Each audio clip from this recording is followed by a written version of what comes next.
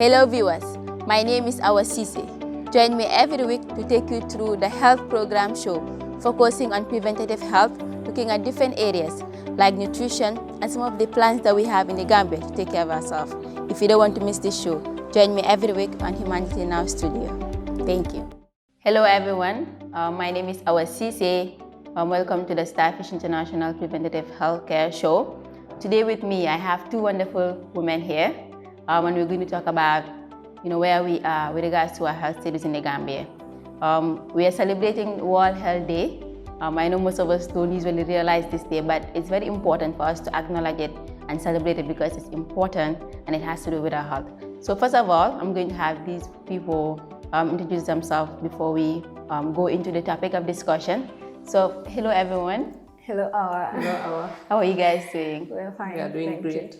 I'm glad to have you guys here. And interestingly, I have both of you are from different categories, even though it has to do with health. So let's talk about yourself. So tell me your name, your professions, and let's also talk about why you went for them. So why a doctor, why a nurse? Who wants to start? Okay, I will start. First of all, thank you Awa for having me on this platform. I'm really honored. My name is Banana Sylva, and I am currently a student nurse pursuing bachelor's degree at American International University, West Africa, the Gambia. And I would say what really took me into the health sector is just my love for it, because when I was a Starfish student growing up, Starfish has given me the platform to be able to be in the peer health club. And so just practicing that and doing community sensitizations on health, I grew to have passion for it. And that's why I'm like, let me just go into this sector and just serve in my own way. Thank you. Yeah. Okay. Thank you for having us, Awa. So my name is Dr. Faburay. So I'm a medical officer, but most people will say medical doctor. Yes, and I'm specifically currently in the obstetrics and gynecology department of Edward Francis Small Teaching Hospital. Yes, so the reason that I went in for this profession, all started since my grade 9. I've always wanted to be a doctor, and I always say that I want to be a gynecologist. I was very specific about what I wanted. The main thing is just to give back to my people. Yes, so that was just the main thing. I mean, there are many ways that you can give back to people, but I see what women go through in this country. Yes, and I feel that we need more women, or we need more doctors in that sector as well. Thank you, you both. And I like the fact that both of you are going into this profession purely because it's what you want to do. And I realize most of the time people have a lot of issues with regards to the careers they want to do, but I can see both of you is very specific and it's clear, and you definitely went for it. I like that. So I was going through this quote, and it says, health is not valued till there is sickness. So I want to know, what are your takes on it? Because I can see definitely Gambia manifesting this. Mm-hmm. So health is not valid till there is sickness. From my own understanding, I think it's basically trying to, this message is short, and that is people don't value their health until they are sick. Then they know the importance of health and all of that. So I believe everybody will actually know, or should know, what that means, because all of us have fallen sick in one way or the other, even some more severe than others. So you realize that when you are sick, that is the time you really value health. Yes. You actually try to recall the last time that you actually had health. Yes, that you actually had good health. So that is the time that you actually value health. And usually we also say, in order to value your health more, go to the hospital. See those that are in the hospital that are sick. So that also makes you value health even more.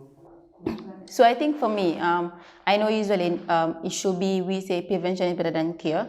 And I feel like it should be like that. When people should not wait until they're sick before they go to the hospital to do checkups to know what is wrong with them. And I feel like people should make this, they should be very concerned about their health, not only when there's sickness.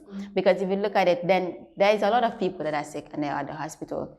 Most of them, when they come, it's actually very late. You say they've been at home, they will be sick for 2 weeks and then they'll come. And when it could have been basically just been prevented if you've been going for checkups, knowing where you are, your status and all of that. And that will bring me to this question. Where do you think we are in terms of our health status in the Gambia? Do you think we are striving? Do you think health conditions are rising? What is it currently based on your experience, given both of you are in the hospital and you're seeing different cases there? Okay. So I'll say on a general note, maybe there is improvement, but specifically there is a lot that needs to be done in this country, like so many things that people have to look into and improve on. So one of the points when we are talking about prevention, as you know, they will say prevention is better than cure. Yes. So I think in terms of presentation to the hospital, usually most people present late. If you try to look at the majority of the people, by the time they reach to the hospital, there is little that you can do for them. Sometimes there is basically nothing that you can do other than just manage the condition, like palliative care, sometimes how we will call it. Yes, so that is really a big issue in this country that we need to deal with. So you realize maybe later on in the chat, we'll talk about some of the conditions that we're actually facing because people are not presenting early at a stage that we can deal with it. Yes. And we also have to know that we are in a low socioeconomic place. So people need to present early so that at least the little that we have, we can use that and manage them. Because if they present late, we don't have much to deal with them. So that is when now maybe some of the conditions we will talk about overseas treatment also because of the time that they present to us. Yeah, and like you said, we don't have, when it comes to finance, we are not strong. So if they don't present early, then there is not much we can do, and that will definitely not get us where we want to. So I want to hear from you, Mate, especially giving you a student, you're just coming into the system. What is your dream for the Gambia's health system? My dream is a better healthcare system, like more improvement. I see us improving because we have less medical equipments, but I see us doing, I recently joined the health system, like going for clinicals less than 4 months. But what I'm seeing is we are really trying, given that we have small or little amount of instruments, but we are using that to actually do good things. And so I believe if we have like better equipments, we'll be able to do greater things. So I'm looking forward to a healthcare system where we have these equipments available and we'll be able to provide healthcare system to these people, because like she said, by the time they come, usually it's too late. It's either they are involved in traditional medicines or going to other places to be cured and all of that, instead of coming to the hospitals. So by the time they come, it's actually really late. But when we have these equipments and they come on time, and being able to sensitize them to be able to come on time for healthcare assistance and all of that. So that is what I'm looking forward to, a better healthcare system. Yeah, I think for me, when you say better care health system, for me will mean, people not waiting until they're sick, A lot of people coming for checkups, knowing what is wrong with them. And then, so when they come, we already have a profile, we know what is wrong with them, we can help them, and it will be very easy. I know you mentioned some of the health, you said some of them, you feel like they're increasing, and with regards to some of the conditions. So I was going through this document and I've seen that, and it's from the Gambia health system, from the Ministry of Health, and they did talk about, some of the things that are I feel like the main condition they're concentrating on there, like malaria, HIV, TB. And I want to know, are those the real cases that we are struggling with in the Gambia, or is there a change? Because I feel like if there's a change, then there should be update. People should know. If people should not be concerned about malaria, if malaria is no more the main concern in the Gambia. Okay. So I would say one of the other things that maybe needs to be added to the list is cancer now. Yes, not just in my department, because I know of the internal medicine department too. They have cases of cancer, but women's area too. I'm in Ops and Gynae department, yes. So you'll understand why I'm more inclined to talking about that area. Yeah, so we see all these women coming with cases of cancer, and most of them, they are at the advanced stage, at a stage that we cannot cure it. Right. So we just give them like palliative care. Or some of them, if they can afford it, they can go for overseas treatment, or all of them to just manage the condition. Right. But when you look at the society, how many people can afford to go for overseas treatment? Very few. And we have screening programs here, or we have means of screening in the hospital. Just like you said, people come in to check up. It's not like you wait until you are sick to come. So you can come and have your pap smear done also to do the screening, but we have few people coming for screening. So at the end of the day, you'll have people coming in advanced stage because they have gone, like you mentioned also, traditional treatment, or people are telling them, no, it's the devil that did this to you also. Yes. So, we have all those cases. Yeah, we do. I'm really, really concerned about the number of cases that are rising, about the cancer cases, especially in the women population.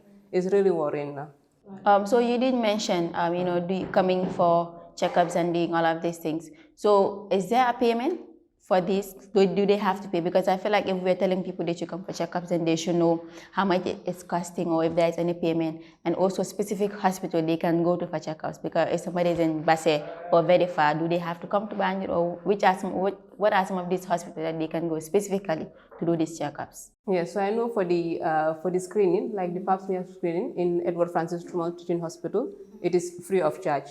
Yeah, so the other facilities, I'm not 100% sure whether they are charges or not, but I'm sure of the area I'm in at the moment. Okay, so let's get back to you. Just before I get to Mary, I also realized some of the health conditions that are also rising, especially in the youth, is diabetes. I don't know if you know this, but it's more of like the DKA, the already advanced stage, diabetes ketoacidosis, and I've seen it mostly in the youth. These are from 25 to 30, and mostly what will trigger it is like UTIs, and people don't know when it comes. So when they have it, it's like very worse. They have really worse cases, and when they come, they're usually in a very critical conditions.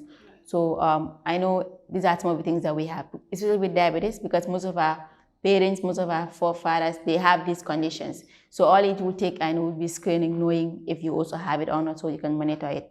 And I think it's also something that people should consider. And also infection, especially gangrene. I know, Mary, you were talking about it. Yes, I've seen it a lot, especially in men. And I've been having this question, why is it many? And most of the times, these are adults like 65, 55. They're already adults that usually have it. And mostly, when it comes, it's very serious. They will go like Mary was saying, they will go to culturally. So they will go to marabouts, give them concussion. When they use it, most of the time, it makes it worse. When they come, they will stay long in the hospital. Some don't actually make it. And infection is, if you cut it early, we can do something about it. But if it's not, then there is less than the hospital can do. So let's go to you, Mary, giving you in the system. You're also just coming in. I know at school, you're taught the ethics you should do. There's also some things that you see in the hospital and you feel like it's not right. So giving you just coming in as a student, what are some of the changes that you're willing to make in the health system? Right. So like I made mention, just being able to advise these patients to come early. Like, health sickness is something that is inevitable, but if you practice what you're supposed to do to prevent yourself. So when they come and they see that these conditions are really affecting them, hopefully if they recover, they should be able to sensitize their other loved ones to come to seek for healthcare system at the early stage. So one thing I'm hoping, things I'm hoping to change at the healthcare system is, like I said, equipments. Like we really need equipments in our hospitals to be able to do our work efficiently, right? And another thing also is, I believe we need more nurses and more doctors. Like it's not okay to say the healthcare system has enough nurses. We are shortage of nurses, we are shortage of doctors, and we need more of that. Yeah. So basically that's it.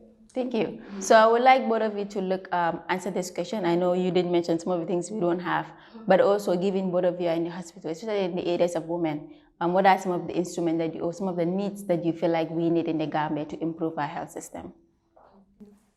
So I think with that question, I won't be specific at this moment. Right. Yes, because it's something that needs to be discussed, for example, as a department also, to come up with a list of the things that are needed or things like that.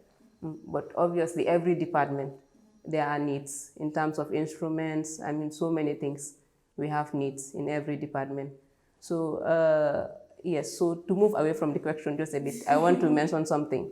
Like in terms of the needs in terms of the health, mainly we need to concentrate on preventive medicine.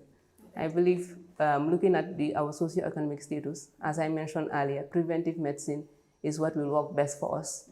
Yes. And also maybe in terms of sensitizing people and all that. Yes. Even with the pregnant women, there are so many people that will present late. I mean, sometimes maybe an old woman will tell you, no, this is this is that.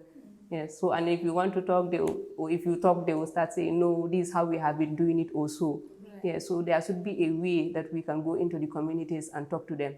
Because when we sit at the hospital, we have people coming to us when it is late. But if we go to the communities and talk to them, now they will understand that, okay, when A or B happens, I'm supposed to present to the hospital. Or when I see this, I'm supposed to rush to the nearest hospital.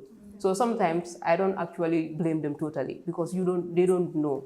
And who are the people that are supposed to tell them? We are the ones. So we cannot just sit at the hospital and wait for them to come and meet us there. You understand? Yeah, so I think preventive medicine is very important, especially when we are talking about World Health Day. We really need to emphasize on that. Yeah. Thank you very much. I like that. Yes, So ma'am. yeah, I really agree with what she said. Like we shouldn't just sit at the hospital saying, they have to come. We should also be able to reach out to them because sometimes it could be circumstances that they can come. So we can reach out to them and, just change their mindset. Basically, it's the mindset. They have been practicing, some of them have been living with, living on traditional medicine and it has been working for them. Yes. So if we come to them and be like, we should stop using the traditional medications and seek for our medication, we should be able to tell them why in a way that they will understand it. So yeah, also I would say in the hospital settings, we need, from personally for me, I'm trying to relate like gloves are a problem. And so when we want to help the patient, we should be able to protect ourselves too as healthcare workers. And so we need more of gloves and more of these, like she said, preventative medicines and all of that. So yeah, basically. So I like that you mentioned gloves, but because I feel like most of the time patients will now have to go buy gloves for them because it's not available in the hospital. And this is just observation being in the hospital. But also like I will wish, for a point for us to see, let's say if you have an emergency case or you are in the wards, instead of taking patients that are in a critical condition all the way for scanning, for us to have it in the wards there and then like have a system that we can just do it right there, and also look into technology as well with regards to the health system, because it also makes things easier with regards to our work. So we are running out of time. I would like you guys, what do you have to say to the people as your last words? So I think, I know people will start saying that I'm talking about preventive medicine, but I think that is just the main thing. Yeah, so what I have to tell the public is let them present to the hospital early. If you see anything or if you feel anything with regards to your health that you don't understand, go to the hospital. I always tell my patients, those that come to the hospital, I tell them it's better to come to the hospital and be seen and you are told, okay, there is nothing to worry about, just go home, than to sit at home and you are not sure of what is going on. So I always tell them, those that come and we are like, okay, no, you are fine and all. I usually tell them, you haven't wasted your time. It's very important that you have come. And if, for example, you have any other worry, always come back. We will never say that you are wasting our time because we prefer for you to come early than for you to come late when we cannot actually do anything for you. And the whole reason that we are there is to help people. Yes. Thank you. Thank you. So yeah, she already mentioned everything. Basically, what I have to what information I have to everyone who's watching this is to always watch out for your health, and not only for yours, but also for your loved ones around. If you see anything that is wrong with them, advise them to go to the hospital and seek medical treatment or advice, and they won't ever regret it. Thank you, you both. So just like they said, prevention is very important, and definitely you should not wait until you are sick before you can go for checkups. You should always go for checkups to the hospital. Any hospital you go to, and you tell them you are here for checkups, you want to know what is wrong with you, they will definitely be there to help you out. Especially if you have a history of diabetes, hypertension, you should not wait until it's too late for you to do this. You should go for these checkups and know what is wrong with you and definitely know your stand. Thank you very much for watching. And definitely, thank you both for being here. I appreciate it. And yes, watch out for our next show. Thank you very much.